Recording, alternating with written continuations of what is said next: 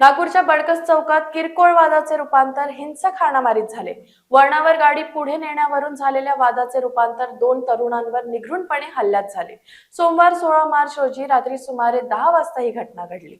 नागपूरच्या महाल भागातील बडकस चौकाजवळ किरकोळ वादाचे रूपांतर हाणामारीत झाले। मिळालेल्या माहितीनुसार ऋषभ सिंग आणि पंकज सिंग हे गांधी पुतळा चौकातून बडकस चौकाकडे जात होते।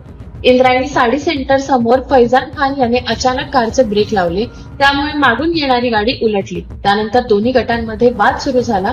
वाद इतका वाढला की फैजान खानने आपल्या मित्रांना घटनास्थळी बोलावले। त्यानंतर त्यांनी त्या दोन तरुणांवर निघृणपणे हल्ला केला। हल्ला दरम्यान परिसरात गोंधळाचे वातावरण निर्माण झाले। घटनास्थळी मोठ्या संख्येने लोक जमले। फैजान खान याच्यावर यापूर्वीच अनेक गुन्हेगारी खटले दाखल आहेत। तो यापूर्वी तोडफोड आणि इतर घटनांमध्ये सामील होता।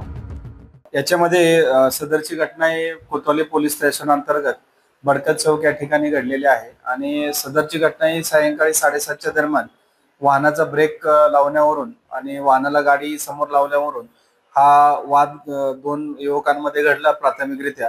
त्यानंतर सदर युवकांनी जे कंप्लेनंट आहे त्याला व त्यांच्या भावास मारहाणीस सुरुवात केली। त्याचबरोबर त्याचे त्या ठिकाणी असलेले साथीदार सुद्धा इतर त्या ठिकाणी येऊन त्यांना मारहाण करण्यात आलेली आहे। सदर जे आरोपी आहेत सध्या फरार आहेत। काही आरोपींची नावं निष्पन्न झालेली आहेत।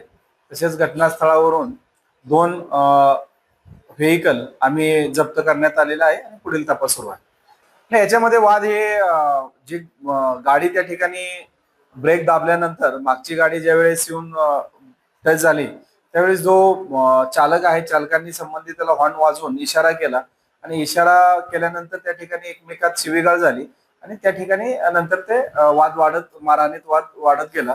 त्याच्या अनुषंगाने आम्ही कोतवाली पोलीस स्टेशनला 109(1), 351, 3, 352 आणि 3-5 भारतीय न्याय संहिता अंतर्गत गुन्हा दाखल केलेला आहे आणि आरोपीच्या शोधात आमचे पथक शोध घेत आहेत। याच्यामध्ये जे जखमी आहे त्याचं राहुल पंकज सिंग आणि ऋषभ पंकज सिंग हे आहे। त्याच्यापैकी ऋषभ पंकज सिंग हा अद्यापपर्यंत उपचार घेत आहे।